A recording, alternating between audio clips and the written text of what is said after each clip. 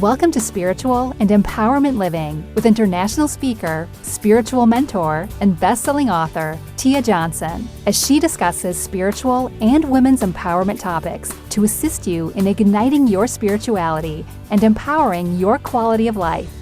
Let's welcome your host, Tia Johnson. Hello, Spiritual Trailblazers. Welcome. This is going to be a fun episode and a deep one on top of that. So we have a very special guest here. I can't wait to introduce you to her. So let's get started. We have the wonderful Rebecca Gibson, who is a forward-thinking psychic medium channel, helping people align their soul and path with their business and life. Her strategic approach and experience allows her to combine divinely channeled guidance with tangible methods for her clients to step into deep confidence, laser-focused clarity, and use their inner power to attract abundance with joy and ease. She works with people ready to serve humanity on a higher level by illuminating their path and psyche, bringing a deeper understanding of what is really possible in life and business. Rebecca's work with Divine Channel for you is deeply healing and transformative. Beyond any experience you had before, Rebecca can be found writing her books, loving her family, and guiding people to step into their true, authentic power. You can find her at rachelgibson.com.au. We will put that link in the description for this episode. And we are going to be talking about how to embrace your queen archetype after you've been stripped bare and broken down. Rebecca, welcome. Hi, Tia. How are you? Pretty good. So what the readers may have picked up on is that you are in Australia. Yes. So yes. How many hours are you ahead of me? I'm from the future. That's what I told everyone. Yeah, you really are. It's already Friday. Future. Yeah, you're going to have an amazing day. It's 10:30 a.m. on Friday. You're going to love it. Awesome. Thank you. I love that. Yes, that's a bright future. Yeah. It's hot. It's hot today, so dress accordingly. Yes, I was so thrilled when she told me, or listened when she told me where she was from. I'm like, oh my gosh, that's so cool. Yeah, you really are in the future. Yeah. Awesome. And just a side note, I feel bamboozled because when I was a kid, the news, the media will post New Year's Eve fireworks in all the countries. So I'm thinking that we were all celebrating New Year's at the same time. Yeah. But people actually hop. People country hop during New Year's. So they go to New Zealand and then they'll go to Australia and then they'll travel around and go back to the States or Canada, wherever, and have New Year's 3 times. Yeah, that's something I want to do. When I found that out, that, you know, like where you live in New Zealand and other countries were ahead of the States, I thought, man, I got to do that one day. I have to. Yeah. That would be fun. That would be so fun. That's an adventure waiting to happen. I can feel it. Yeah. Whack it on the vision board. Yes. And you're already in the future, so I know that that's going to be great because you said so. Yes. Awesome. So what I love about this is I haven't had a chance to really dive into the queen archetype. I heard about it. I've even seen some pictures, like a tarot spread of, you know, like a queen spread of asking yourself these questions. So what I would love to ask you is, what is the queen archetype and why should we pay attention to it? It's basically, in a nutshell, you being in your complete woman, your power.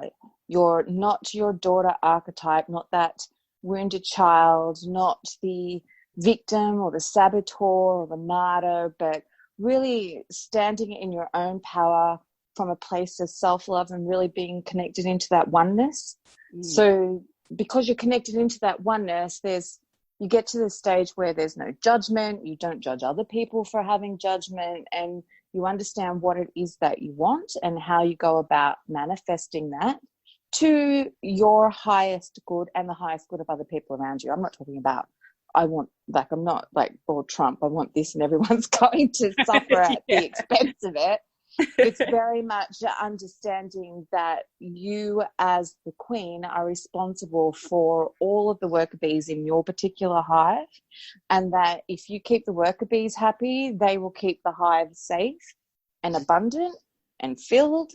And you really need to look at your shadow stuff and those aspects of yourself that aren't queen, and very much about the other archetypes. It's basically an evolution, and you alchemize through your bad times using your light, shining it into that dark, shadowy, long, dark nights of the soul, and alchemizing it into gold and really stepping into your full power as a woman.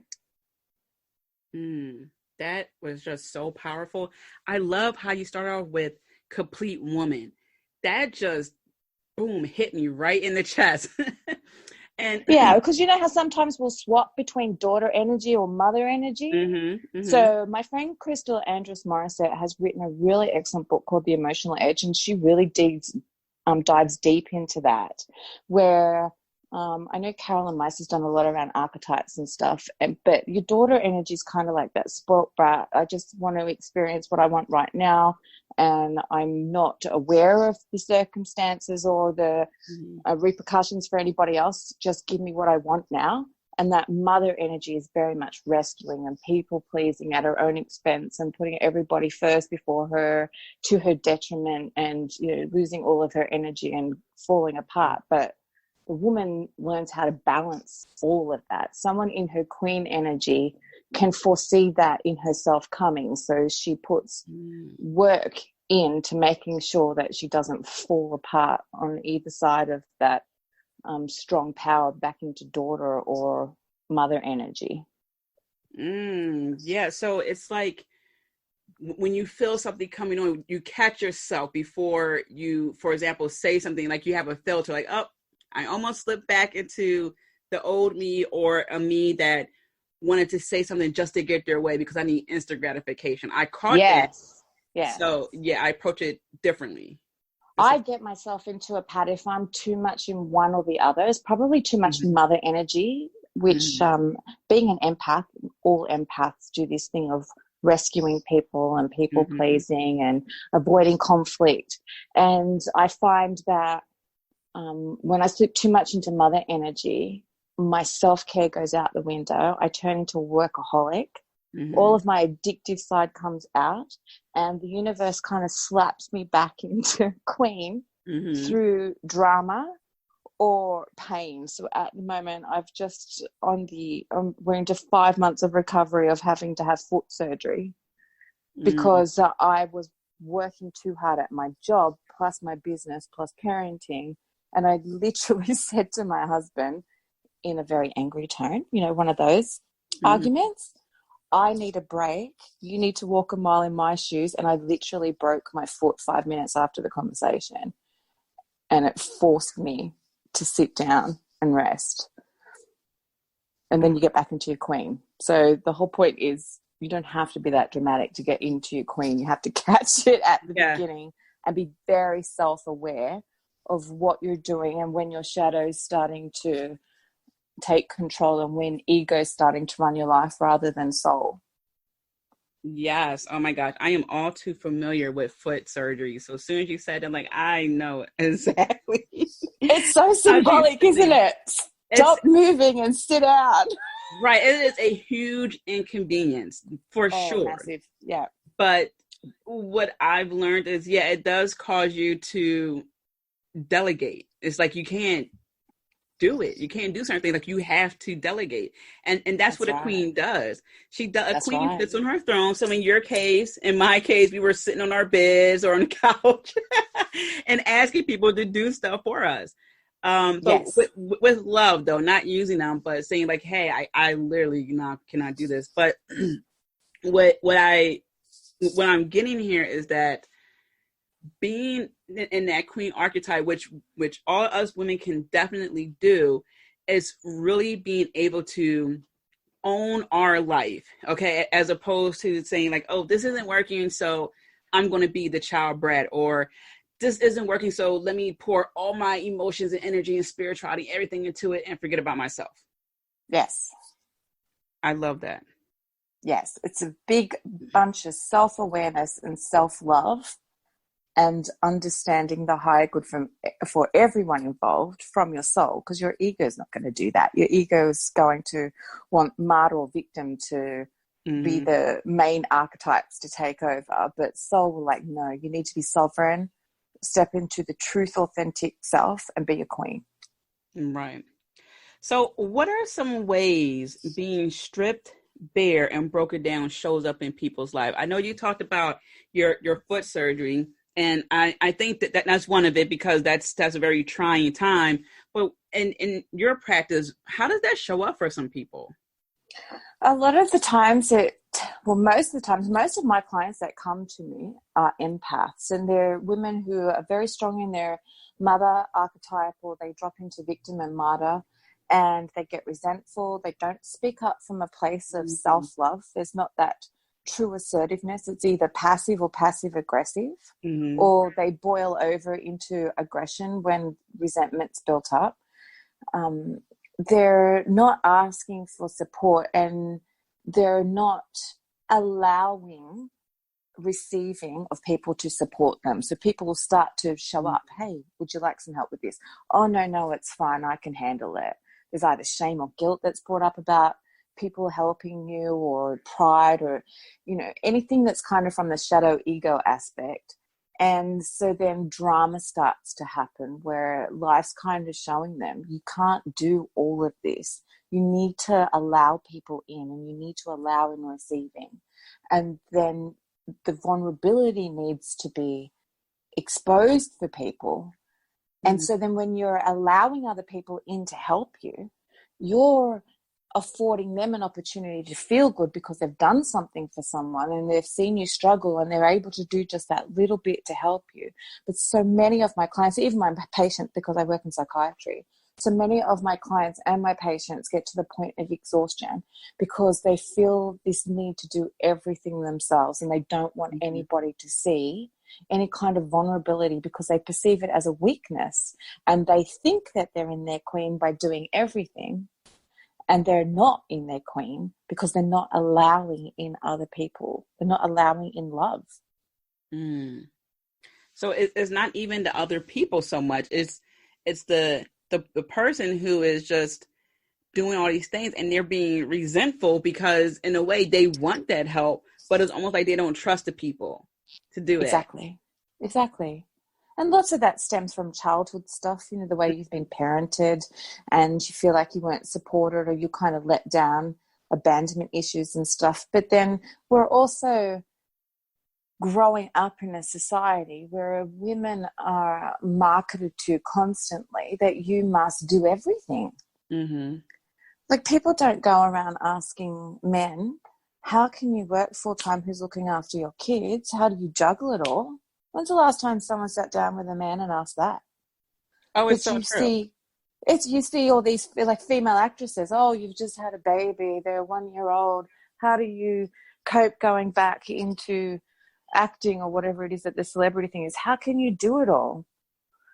I don't see anybody asking male actors that when they have children. It's just the females that are getting asked, how do you do it all? Right. We're indoctrinated into this culture that women do everything, and that somehow a man has to come and save us. And we don't want to be that powerless. There's a difference between vulnerability and being powerless. And I think that we feel powerless because of culture and society and all of these things, that women just want to have it all. And we feel like we have to be perfect at everything. And that's not our queen. That's our martyr, and that's our victim, and that's our prostitute archetype. And that's all of these shadow aspects of us. But if a queen will understand, she can't do everything. She acknowledges, I can't do everything. I need help. And I'm going to allow in this receiving, because that's abundance. You're allowing in a frequency of abundance to make things more easy, make things more graceful when you're achieving stuff. But it's really hard to catch yourself and pull yourself back into queen when you're so used to being like that.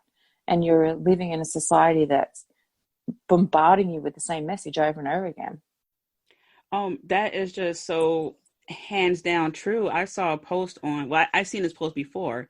It was on Facebook, and it goes something like, women are supposed to be beautiful, but not too beautiful, smart, but not too smart, forward thinking, but not too forward thinking, bold, but not too bold. They're supposed to be mothers. They're supposed to be what? They're supposed to be all these things. It's just like, stop. It's true though, isn't it? And then when it comes to, and I was having a conversation about this earlier, where even when it comes to getting pregnant, some women those who want to get pregnant have to make this decision of my career or family, because for so many years, that was the ultimatum. It was, you can have a family, but you won't have a job when you come back. So, so then that thought process pops up of, oh my gosh, I had to literally do it all. So yeah, I think it is a bit annoying when I do see that stars get asked, oh, you just gave birth to a beautiful baby a month ago. How's that going? No one asked a guy that. No, nobody does. And it was a guy, and I forget where, but he was a newscaster, probably still is, or an anchorman for a news station in the States, and he wore the same outfit every day for a year. So black suit, tie, white shirt, same outfit, every day for a year. No one said anything. This was his own personal. An Australian did that. His name's Carl Stefanovic. He was on one of our morning news things. His co-host is quite well known for her feminism work, and so he wore exactly the same suit every single day for a year on the TV show. No one said anything, but she was ridiculed on social media every single day for what she was wearing. Yeah, and it's so amazing. So this is why I love that we're talking about this, because as women, we had to catch ourselves first, because if we don't, then we end up listening to everyone else and try to be this person for everyone else. And that's right. That doesn't help. No, it really takes us out of our queen. It's something that we really need to put the work into. And it pays off. I look at the queens in my life who really have got themselves to that stage where they're in queen the majority of their day, and they are living such abundant, prosperous lives where people around them are helping. They've let go of any pride around people helping, and they're just creating their dreams super fast. And I honestly, if I didn't see it for myself with my friends, I wouldn't think that it was true, because I'm still working so hard to get myself to that place where I'm in that energy most of the time. So getting to that queen archetype definitely requires work. I mean, yes, this absolutely. is definitely a process. So while you're doing it, what are some common things that you have to debunk? Because when I hear queen, I'm thinking, this is a woman, like you said earlier, complete woman. She knows who she is. She has no problem, speaking her mind. And when I see women who I believe are in their queen mode, they get this backlash because maybe they cussed or they are very confident in themselves. So what are some of those misconceptions that you had to break down for people so they can step into that God or queen archetype? I think at first, because it's so triggering for people who haven't reached that at all during their day, they've just had glimmers of it, where they've been stripped down straight away for queen coming out and talking, and they've been kind of put back in the box. So there's such internal misogyny with us that we're not even aware of it. And so we shut ourselves down. And because I've been in work environments where I've had to be in that energy for my own personal safety, I used to work in corrections and stuff. Because I was forced to be in that energy, and it didn't matter the kind of reactions that I would get, especially from men being in that energy. I found it easier to drop into her now, but I noticed when I do that, a lot of women are very triggered, and rather than them understanding that it's about what's going on within them, I'm then ridiculed for the way I look or they have all these misconceptions about what my financial situation is, or how much support I've had, or it's easy for me because I look a certain way where I did not always look like this. And I think it's much easier for women to drop back into that lower frequency where we've got this internal misogyny, and it's like, oh, it's all right for her because she's like, when Oprah loses weight, the world loses their shit. And it's like, oh, well, she's got a chef and she's got this and she's got that and she's got all of this support. I'm like, but she put herself into queen energy. She's done the work. She also has to make sure that she stays in that queen energy of looking after herself, to put those processes in place, to have that chef, to eat that food. Just because she's got a chef cooking her good food doesn't mean she can't just go to McDonald's and grab herself something disgusting to eat. Right. Like, it's a process. And rather than us tearing down other women from a place of us not feeling good about ourselves, we need to look at another woman and say, wow, if she can do it, I can do it, because we're all coming from the same place of a minority of women, and we need to start lifting each other up into queen. Like, the world needs all of us to step into our queen and really embrace goddess energy. Otherwise, what's the alternative? If we keep going along the road that we're going on, things are not going to be well. That is such a great point about the woman aspect of, someone helping out another woman, or looking at a woman and saying, well, I can't do that because X, Y, and Z. And to some extent, sometimes we can look at Oprah, Beyonce. Yeah, of course they have a chef and probably a nutritionist and a personal trainer. However, when they aren't around, okay, let's say that they're in a car, they're driving somewhere, what's stopping them from going to McDonald's? They can revert back. They can go back to their default, right?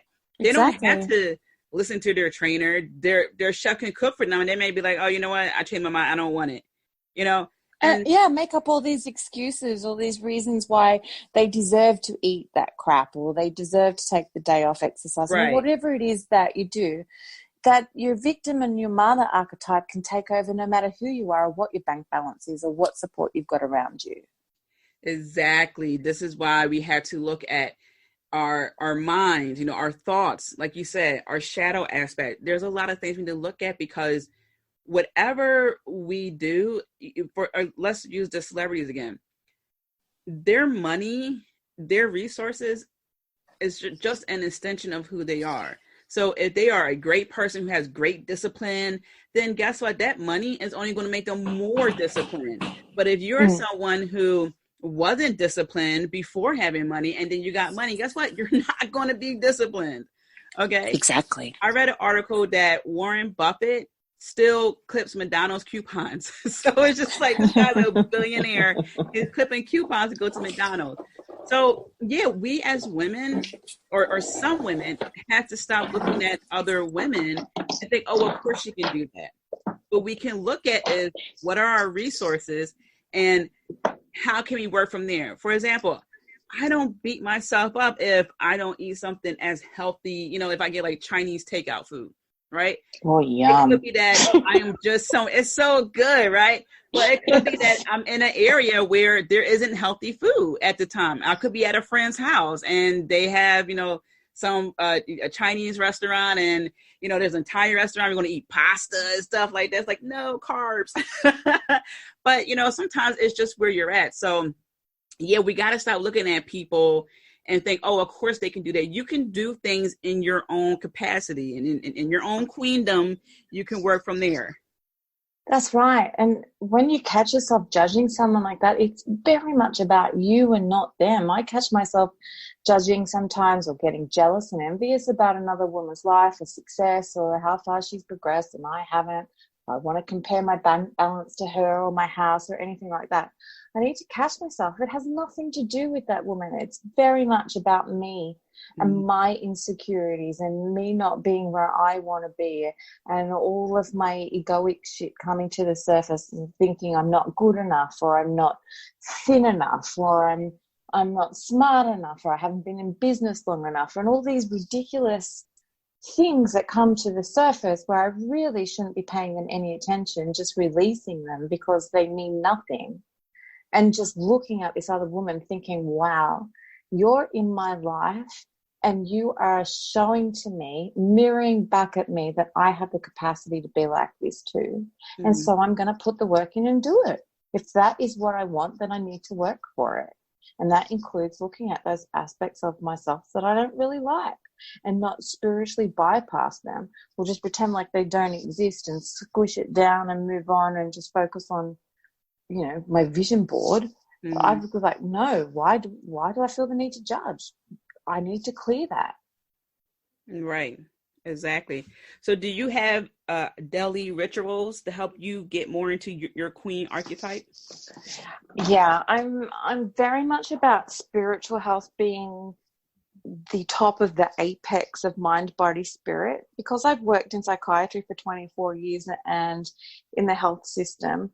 I always kind of put mental health and physical health first, and I was ignoring my spiritual health, even though I've been a psychic medium since I was younger. I really tried to block off those abilities because the environments that I was working in psychiatry, especially over the last 24 years, has not been mm-hmm. very accepting of spirituality and spiritual health, and definitely not psychic medium abilities. So I denied those aspects of myself, and the more I denied my spiritual health, the unhealthier I became as a person.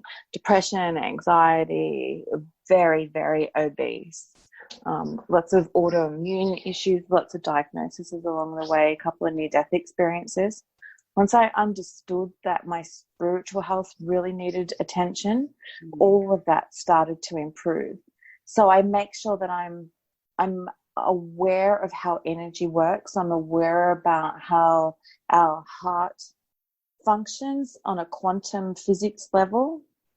And I make sure that I cut cords to other people, like cut the cord of their energetic attachment to me, mm-hmm. and also retract my energetic attachment to them, mm-hmm. and clean up that energy for everyone, like my spouse, my child, my mother, my siblings, colleagues, friends, clients, everybody, morning and night. I do that before and after clients. Because I still work in a hospital system, I do that before and after I step in and out of the hospital. I make sure that I ground my energy every day, and like that's just bare feet in grass or bare feet on plain concrete, which is the conductor of electricity. I like to, if I'm feeling super anxious or overwhelmed, I will actually put my spine, because that's your energy system for your physical body is your spine and your nervous system. I put my spine up against a tree, and I would do very deliberate, deep, slow breathing to calm my system down and allow the frequency of the tree to calm the frequency down of my body, and make sure that everything just calms down so I can be clear-headed. Because if your energy is chaotic, your ego kind of takes over. Your soul has less space to be heard, and your ego will get yourself into this head trap of your mind going 100 miles an hour, but it's always fear-based thoughts and emotions of stuff that you should have done in the past or should have said or any of that, and worrying about a future that may or may not happen. And so you're outside of the present of now, which is really the only thing that exists, is the very now moment. And so the more you can get yourself into the now moment, either with meditation or whatever lights you up, exercising your right brain as well as your left brain, making sure that you understand how to balance your inner masculine and feminine energies. Once you're more aware of what's happening inside of you and inside of your consciousness and your heart, the outside starts to react to the changes that are happening within, rather than us looking externally from ourselves for something to help us. Mm-hmm. Because the external is a reflection of what's happening within. So if you're anxious and you're like, oh my goodness, I'm just going to like have this Big Mac, or I'm just going to have this bowl of wine, or I'm just going to have this, you're not fixing anything. You're just dulling your external experience, but you still got all that turmoil going within. So you have to go within. Shadow work is so important. Spiritually bypassing stuff will just bite you in the butt later. Everything is not love and light. Yes, I hope everyone's taking notes. So press pause if you need to. I should have said this in the beginning, get a notepad and a pen. Luckily, this is recorded. So you said something that I want to reiterate. Well, you said a lot of things I want to reiterate, but there's something that was really key here, because I've noticed, and I'm in a lot of Facebook groups, that people remove certain toxic people from their lives. They do that detachment, but they don't detach themselves from that person. And that's what you said. I never heard anyone express it that way. I heard them say, you got to cut cords from toxic people, but I never heard someone say, but don't forget about your attachment to that person. Absolutely. We need to be super responsible for our own energy. I get so I'm just not angered. It's annoyed. It's a weird energy. I struggle with people who have quite a big voice, a big platform, telling empaths especially, or like a lot of women are empaths. There are psychic vampires around you. Yes. Sucking your energy. And all I vision is like The Walking Dead, but there's all of these all of these toxic people leaving these started on psychic a wake of dead empaths everywhere. That is not empowering. So if you're an empath and you think that there's psychic vampires around sucking out your energy, they are not. Empaths have the ability to feel into the emotional frequency of every emotion there is. Therefore, you have the greatest emotional intelligence. Therefore, you have a responsibility to be empowered from within and know that it's your job as an empath that you're recalibrating the emotional frequency of other people around you. Hence why we have so many people with the societal term of narcissism. I have my psychiatric term, then there's the societal term of narcissism. They don't match. But then I'm writing a book on narcissism and empaths, that empaths in narcissism mirror narcissists, and that if neither of them were in shadow, they'd be in oneness and true self-love, and they wouldn't be affected by the other. There are no psychic vampires. You have to be very responsible for your own energy, including your retracting your energy from other people. Stop rescuing. Stop saving other people. It's manipulative because it's avoiding conflict and avoiding wanting to, having to experience a shadow right then and there. So you want to spiritually bypass it. Just cut off those toxic people because they're a psychic vampire.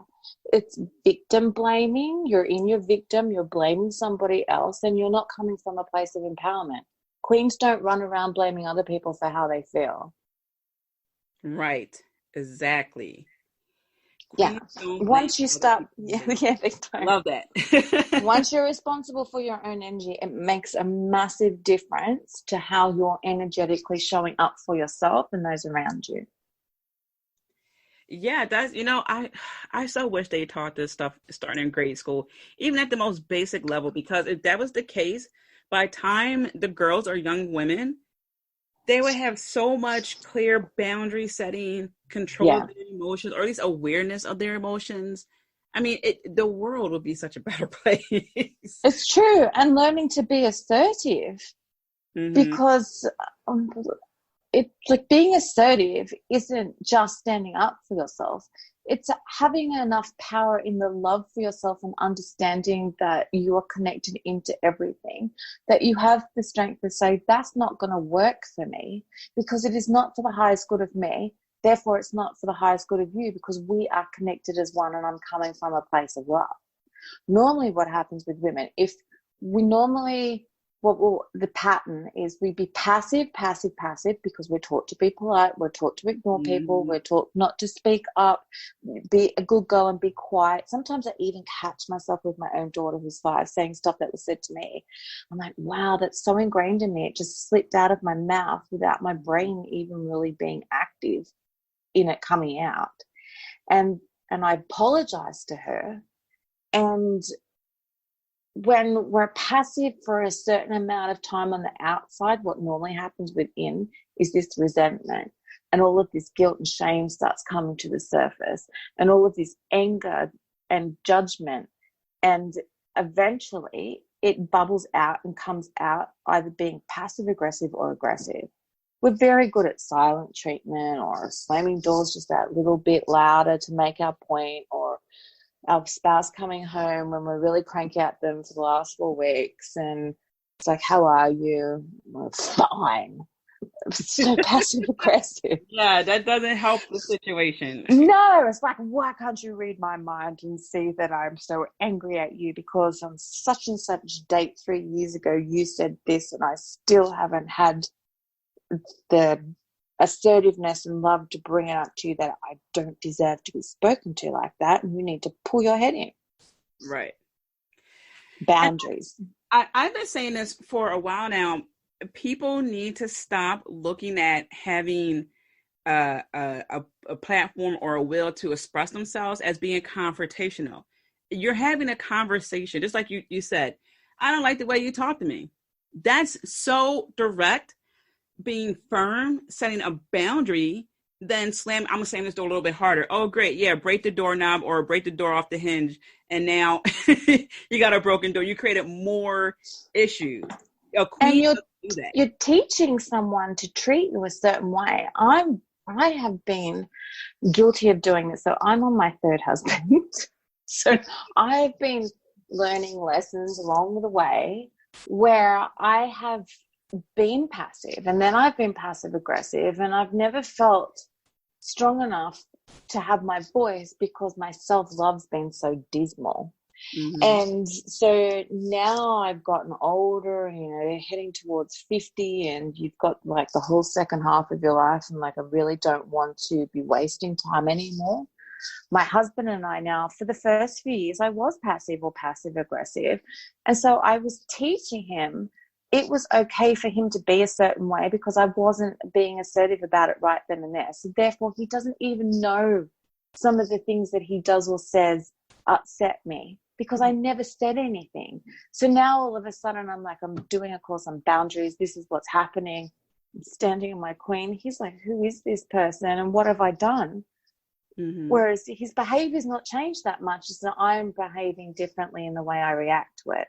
So when I'm very clear with him now, do not speak to me like that. I do not deserve that. There is no need for you to have spoken to me with that tone or that kind of aggression. This isn't even about me. This is about something else that's going on with you, and I'm really not here to accept you passing on that energy. It's yours. Keep it. He just looks at me like, what? Now, how much happier is that life compared to continue to normalize, oh, well, that's just marriage. There's always going to be times where, fill in the blank. And then you have unhappy people who are looking forward to going to work than going home to see their spouse. Because if you're not loving yourself enough to be assertive and just give it in plain English language, whatever you speak, just the plain truth of it, do not speak to me like that. I do not deserve it. This is how I deserve to be spoken to. Have a think about it. And if you feel that you're not on a level where you can speak to me like that, then we need to reevaluate this circumstance between us. Mm. That is so clear, and it's like, it's so authentic, rather than I'm going to keep ignoring you speaking to me like that until 6 weeks later where I'm going to blow up. And you in typical masculine are going to say, have you got your period? No. It's just taking me this long to boil over. And you're walking on eggshells from your own place of not speaking up. And it brings up so many other insecurities if you haven't dealt with them. Right. We can cut to the chase by just speaking. And when I say just, I don't mean like by just, but I mean, really it's using the techniques you were saying earlier to help get you to a point where you can speak up, where you can stand in your ground. Because it's going to eventually manifest into something physical. It's going to cause you to be unhappy. It's just not worth your happiness.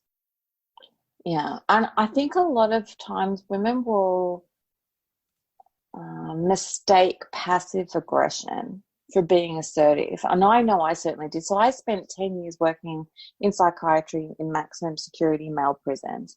A lot of my patients were serial killers, sex offenders, murderers. And I worked with a lot of prison officers who did not have a very good view about females working in the jail. I was 23 when I started working there, so that probably didn't help their opinions of me. And I found myself over the years becoming more and more passive aggressive or aggressive and sort of speaking to them at their level of energy, which would be aggressive. And so I thought, I'm super assertive. So then when I started looking around boundaries and assertiveness and empaths and narcissism, I'm like, yeah, I'm one of the most assertive women you'll ever meet. And then when I really sat down and went within and looked at my behavior and circumstances, I wasn't being assertive at all. I was being aggressive or passive aggressive, and it wasn't high vibe and it was not authentic to me. And it really led also to me being physically unwell and miserable. I was miserable. I got myself stuck into scarcity. I felt I couldn't leave because the money was good and I wasn't going to get paid as much elsewhere. I'd got myself on a power trip because of how some people would react to me when I was being aggressive. And it wasn't authentic and it wasn't love. Mm-hmm. Lots of wonderful nuggets. So, Rebecca, any final thoughts? Oh, lots of thoughts. I can talk. I think the most important thing for people to really understand goddess energy and self-love and connected in, it's not narcissistic to love yourself, obviously. Actual people who are experiencing narcissism are disconnected from self-love. And self-love is that connection to that source energy, that goddess energy, the life of everything, the source of all. And in order for you to get to that place where you're in your queen and you're asking for support and there's no guilt or shame that's brought up and none of these negative, egoic, fear-based emotions, you have to do shadow work. You have to look at the stuff about yourself that doesn't feel good and doesn't feel loving because it's gunky, stagnant energy that will stop you from being truly connected into your highest intelligence and stop you from being completely sovereign and connected into that queen energy where you will get the life that you want and the people around you as a consequence will be happy and fulfilled also. Mm. Oh man, I need this written down. I need it to be a poster. So you have any upcoming events or anything you want to share with the listeners? I am literally sitting on my lounging floor surrounded by goddess books and cards. I'm in the process of about to release a 14-month online goddess circle. It's a psychic development, people stepping into their queen, people being more sovereign and allowing people to step more into being soul-led rather than ego-led and understanding from their own perspective what their purpose is rather than looking outside of themselves for someone to tell them what their purpose is. So I'm going to start it on November 19th. So it'll be 19/11/19.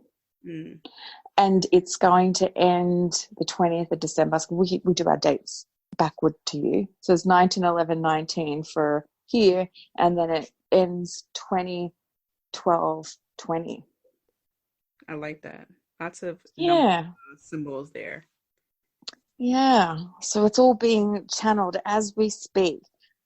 And otherwise, I have a Facebook group called Diamond Hearts, the Evolutionary Empath, and another Facebook group called Golden Goddesses, and that's where there'll be more information coming out about this upcoming online circle. Plus, I do readings. You can find that on my website or hunt me down on Facebook if you just want a reading. I'm pretty good. I think my 24 years in psychiatry has really helped me get down to the nitty-gritty of what's going deep within you and let's fix it. I don't call myself a healer, even though I've been in health for so long. I help other people facilitate healing themselves. Yeah, I was looking at your testimonials. I was like, oh, I need to get a reading from her. I love it. I love it. I'm so blessed. It's such a blessing. I used to think it was a curse because I started out working in the morgue and I'd been having bodies talk to me and all these weird experiences, and I moved into psychiatry trying to shut it all down, thinking that I was cursed, there was something wrong with me, nobody believed me. I grew up in Catholic school with Catholic parents, so it did not get received well, and now I'm just, wow, what a blessing. So blessed. A blessing indeed. Well, Rebecca, thank you so much. I have learned a lot, and I know that the listeners have as well. It was a pleasure. Again, thank you. Thank you so much for having me. I'm so honored, Tia. Thank you very much. Mm-hmm. And as always, listeners, I am sending you so many blessings. Be kind to yourself. Until next time. Thank you for joining Spiritual Living and Empowerment with Tia Johnson. Don't forget to subscribe and tune in to the next show. Want to continue the conversation with Tia? Follow her on Twitter, Instagram, and Periscope at Tia_Johnson_. Have a wonderful day filled with many blessings.